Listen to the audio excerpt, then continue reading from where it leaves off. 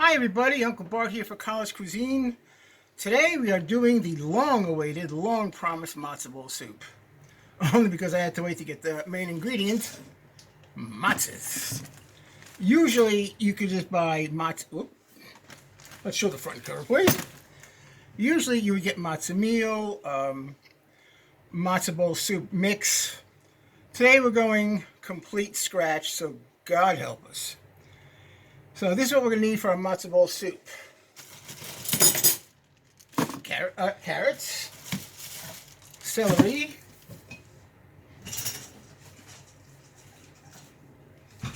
an onion, chicken, prepared as always, and of course the homemade chicken stock. So what we're going to do is we're going to clear the decks, start chopping things up, some on camera, some not, and let's get going. We're going to grind this at the end. Let's get started on the other stuff first. To begin with, let's get our soup started. I made this chicken broth from the chicken carcass yesterday. There we go. I don't know if you can see that, how nice and gelatinous that came out. There we go.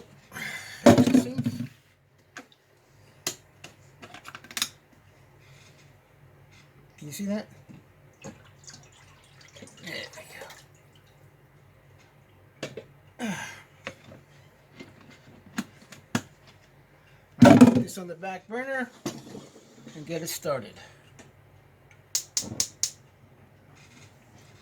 And now I can do so. This is the seasoning for the matzo balls and for the soup. And that's my usual Knorr chicken base. Hello, Mr. Knorr. If you want to sponsor somebody, I use your product all the time. Take our big knife, and I'm using the real big knife. Because I'm only making enough matzo ball soup for 2 people, I'm not going to use all that much vegetation. If this were a real, honest to God, my Yiddish mama's matzo ball soup, I'd be making tons of this. And I do mean tons. But right now, it's just for me and my very small crew. So, let's get this into the soup.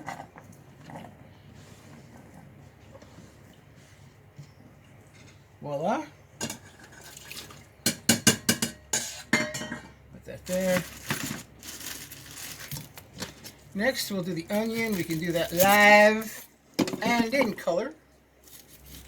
Okay, for all you millennials in my audience, back when I was but a lad, black and white was still the predominant medium for TV. So like a TV show like Bewitched, when it switched to color, they would say, and now in color, Bewitched. And other shows they would say live and in color, like the Ed Sullivan Show, stuff like that, when they started airing it in color instead of black and white. In fact, there was this terrific soap opera I used to watch, Dark Shadows. I watched it from day one. And it originally was videotaped in black and white. Well, they had like a 2-week production break, but they taped enough episodes to last. And one day it said, Dark Shadows is now in color. And it was pretty cool. The next day, it was back to black and white. Something had gone wrong. Okay, hold on, storytelling. This goes now into the soup. Voila. The next day it was in black and white. Something happened to the tape. And in those days, what they did for a local station was called making a kinescope. They would film on 16mm sound film right off the TV.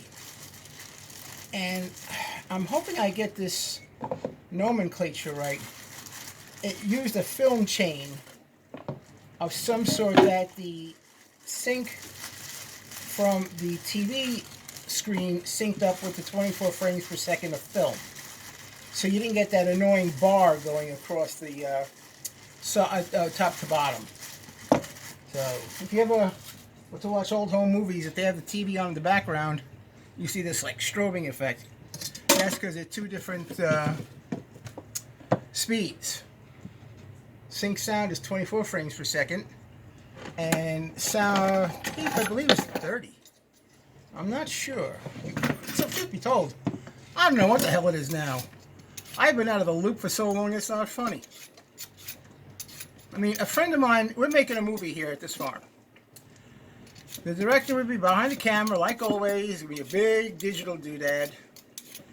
And if they were to say, hey, direct the scene, I wouldn't know what to say, because the old days, you go quiet on the set. The sound man would go speed because the tape recorder was running, because it takes a couple of seconds to get up to speed.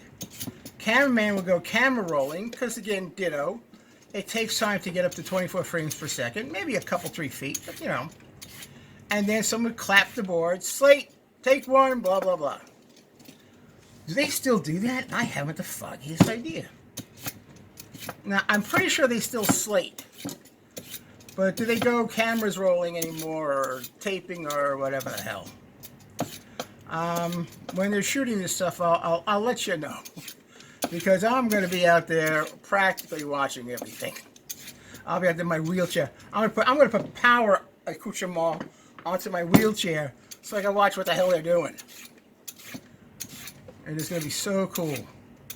Joanne worked in this script for 30 some odd years. I've read it more times than you can think. And the great thing is, it's still pretty good. All she has to do is add cell phones. So, it's pretty cool. I think it's called Cream. It's Cream of the Crop is the name of the movie. Google it. You'll find the pages for it.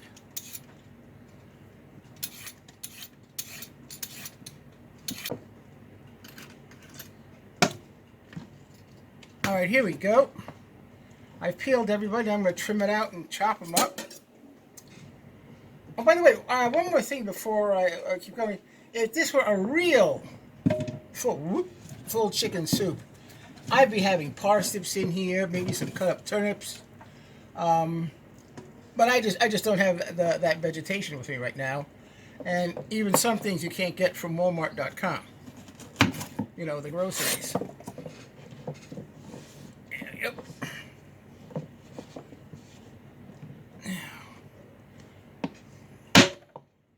That goes in whole. Let's just do a few at a time. Remember, this isn't Iron Chef.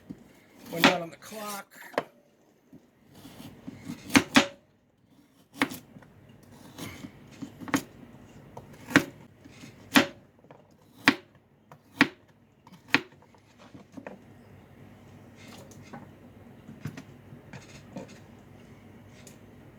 And here we go, the last one.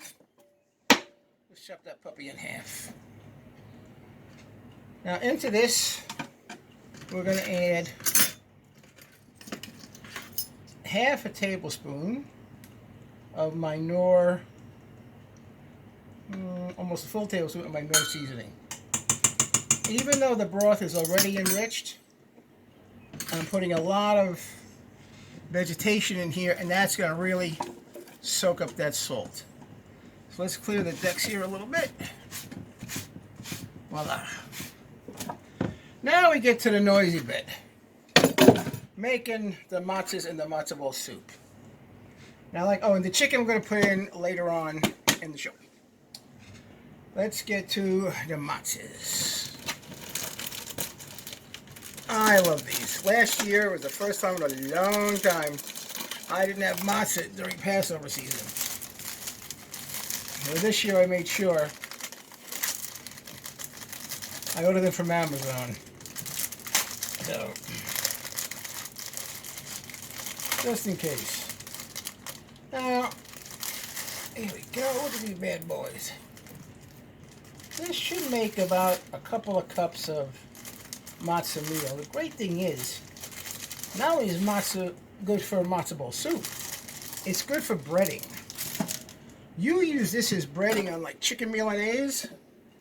Oh my gosh, this gives you such a crispy coating on that. It's incredibly great. So let's break these bad boys down. Get into the food processor here, which you can just barely see on camera. So just give it a good crunch.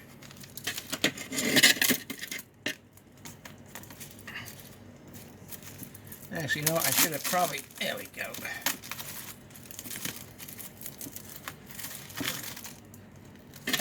Right up here, and voila. Now the only thing is you have to pulse it, because this gets caught on that blade. All it's going to do is go on a merry-go-round ride. And let me tell you, this is going to be noisy. There's a great line in Star Trek where Sue tells Captain Kirk it'll make the devil's own noise if he turns on one of those old-fashioned computers with the tape. So, and really, when you want to think about it, was Roddenberry so, what's the word I'm looking for, ahead of his time, where, you know, he had the hard disk drives, you know, in the slot of the captain's chair. That was so cool.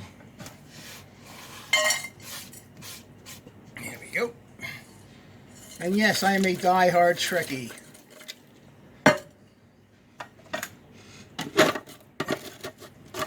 Here we go. And in Trek talk, we're going to give this a little bit of impulse power.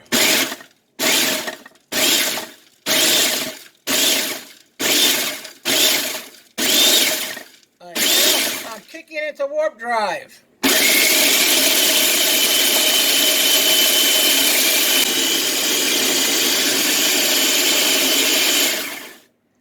I had it going about a good 30 seconds or more.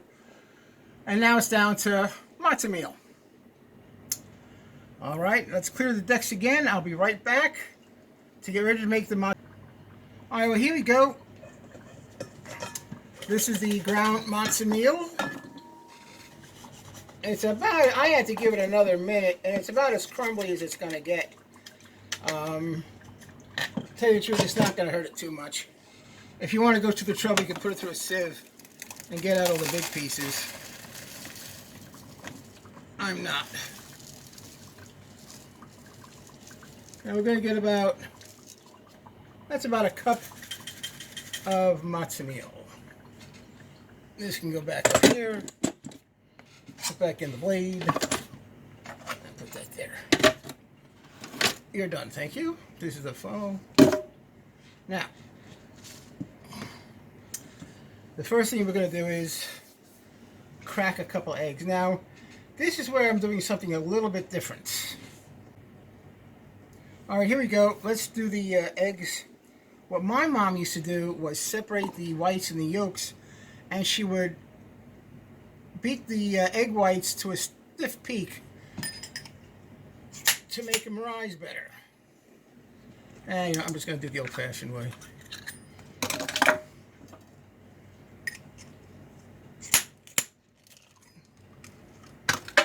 Now, this is what I mean by the old-fashioned way. I may have discussed this once before. This movie, Who is Killing the Great Chefs of Europe? The character played by Jacqueline Bisset, that's how she separated the eggs from the egg whites. I do all the time generally too. But, you know, sometimes this makes people a little eh. There we go. So put them bad boys to the side. Wash off the mano. There we go. Let's get this dried off. Ah, our soup is now at a good boil.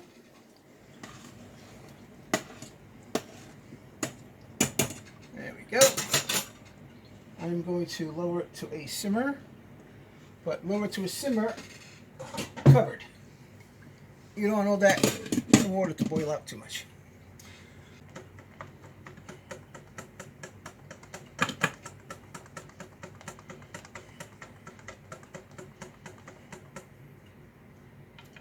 Well, that's as good as I'm going to get. It's not stiff peaks, but it's better than nothing. Boy, did that make a mess. Maybe I'll put that in the blooper reel. Anyway. Alright, let's put this over here for now.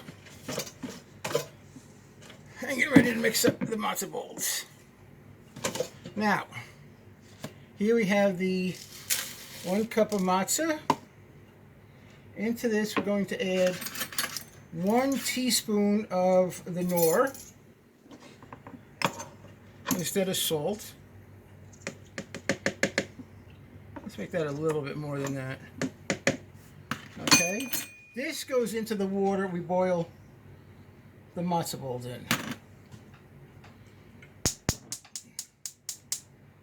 Okay.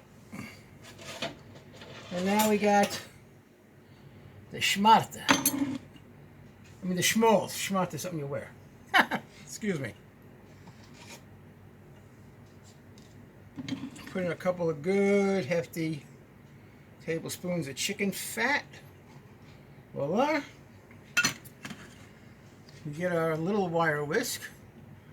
Where did I put it? Geez, oh, here it is.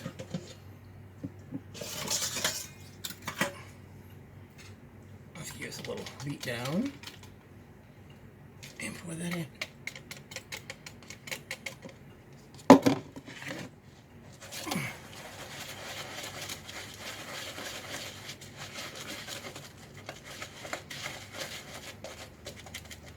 There we go.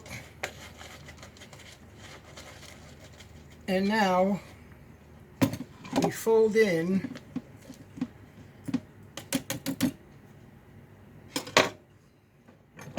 the egg whites, beaten as they can be.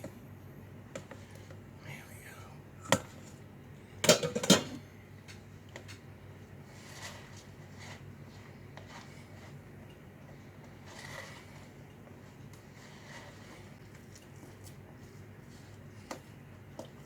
Voila. Now, I'm not going to do this, but you can cheat a little bit. Add a teaspoon of baking powder. That will suffice for the insufficiency of the egg whites not being as stiff peaked as they should have been. So one of these days I may do like Alton Brown did with Good Eats and do a reload. I'll do matzo balls reloaded. So, alright, let's put this down for now. We're going to let it rest. And I'll be right back to make some matzo balls. Okay, here we are for the second part of our matzo ball soup. During the break, I already put the chicken into the soup because once you touch raw chicken on camera like this, I have to stop again, rewash, because raw chicken is poison. Anyway, so they're already in the pot, cooking up nicely. Now let's go on to make the matzo balls. I don't know if you can see this, but this water is boiling vigorously. So we'll take the cover off for now. Once we put the matzo balls in the water, we'll lower the temperature. Now, these are my disher scoops. This is if you want to make matzo balls like this. Some delis do that. They give you one giant matzo ball. I'm not ready for that. So that goes over here. This, slightly smaller, but still, you want to impress the company. New. This, I usually use for regular meatballs. This I use for cocktail meatballs, like sweet and sour meatballs, stuff like that. I don't want to make them too small. I want to make them, that's my favorite size. So this can go away to fight another day. I already have some water here for dipping the scoop in. Let me get a paper towel to put down on the deck here. We're going to roll our matzo balls. We'll leave them for a second and then pop a few in at a time to the stock, well, to the boiling stock that I have created with the Knorr. Hello, Mr. Sponsor. And it has to cook for about 15 or 20 minutes. So once I get the matzo balls in there, we'll take another cut. I'll do a dissolve. The only word I still know that still may be worth something in filmmaking. Don't ask. So here we go. A little dip in the water. You fill this up pretty good. Level it out and just pop it out like that. There we go. Because we're not going to just drop them in there like that. We're going to form them into balls. There we go. Get some more water in there.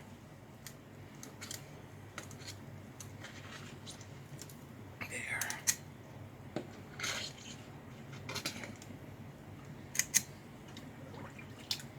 Now, believe it or not, if this were made with real,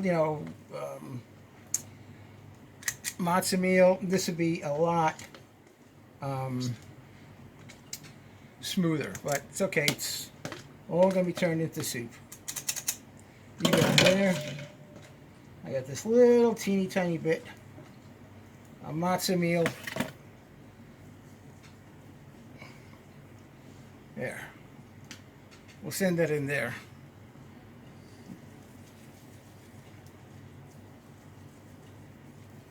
The other day I had one of my students, we were making Salisbury steak using that Beyond Beef. Gotta tell you, it works out pretty good. There we go, one matzo ball. In it goes. And we were rolling it together like this. And you'd be surprised how all those things kept together. Some of them fell apart, but that's the learning curve.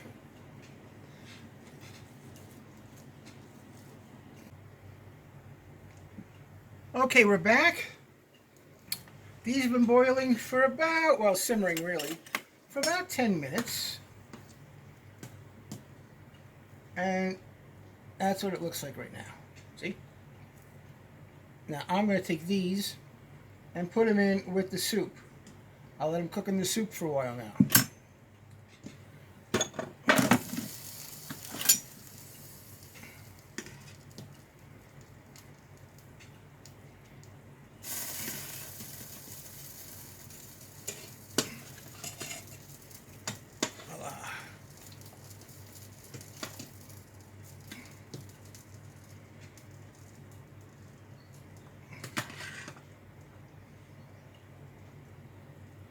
Now let's get these bad boys into the stock here and get them started. 1, 2, 3, 4. There we go, and we'll be back. Okay, we're back. So let's get the last of the matzo balls into the soup. There we go. There they are. Ooh, almost dropped one. Can you see him? Yeah.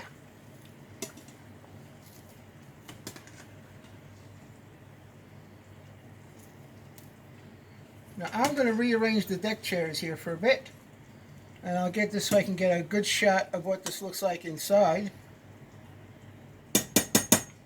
And you'll see what it should look like. And truth be told, hopefully it tastes as good as it looks. Alright, I'll be right back. Well, there it is. Matzo ball soup. That's how dear old mom used to make it. So, there you go. Eat more and enjoy. And I'll see you next time. This is Uncle Bart for College Cuisine. Bye-bye. There's not enough light.